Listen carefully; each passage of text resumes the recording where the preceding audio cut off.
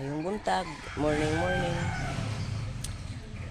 Dito ako sa taas namin. Ay, nihingal ako. Kasi senior na.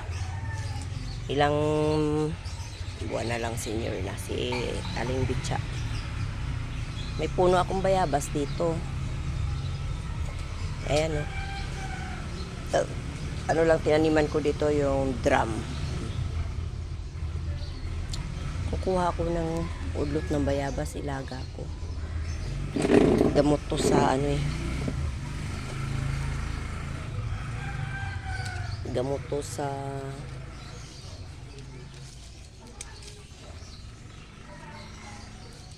tiyan. Maraming gamot to. Gamot sa galis-galis, mga kagid-kagid, ilaga lang. Plus pero ito, ilalaga ko, inumin ko.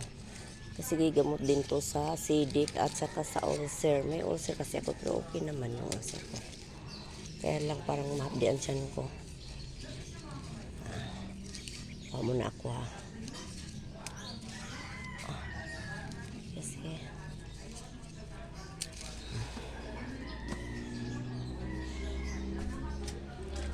walang magawa sa buhay. May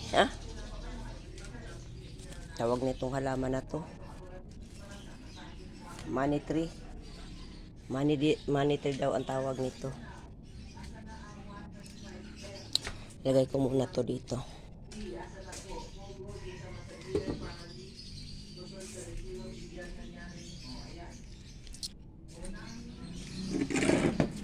Magdilig sana ako, mula pala kagabi, nakalimutan ko. May kamyas din ako dito guys. So, yan. Maliit lang ang puno niya. Pero mahilig mamunga. Ayan. Puno niya napakaliit lang. Diba? Tapos, ayan. Mga bunga siya. Dami kong nabigyan na dito mga kapitbahay namin pag sobra-sobra ang bunga. Ayan o. Yung bunga niya o. Kahit ganyan lang. No? Lalo siguro pag nasa probinsya tapos may lupa. Ako hindi na kailangan mamili ng mga gulay-gulay, mga prutas, magtanim. Kaso nga lang nandito sa malayong lugar. Probinsya nga, subdivision naman. Kaya nagtiis lang muna sa mga paso-paso. Pero malapit na. Uwi ako doon sa amin kasi mayroon ako doong maliit na lupa. Yun ang gagawin ko. Kasi hinahanap-hanap ng mga matatanda yung linis-linis ng lupa, di ba? Meron din ako ano dito, yung dragon fruit. Ay, namungay guys.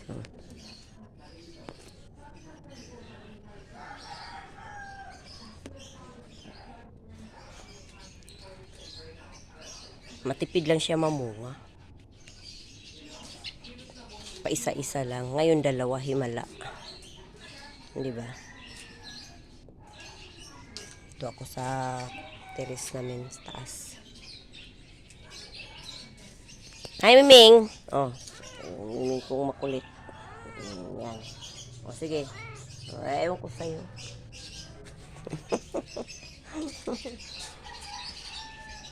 May patula din ako. Kaya lang hindi pa ano malaki. Ano.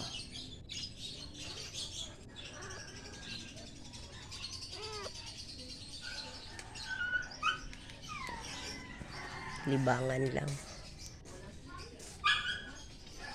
Para maunat-unat din yung mga ugat-ugat natin, di ba?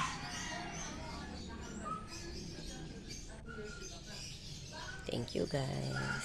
Thank you for watching.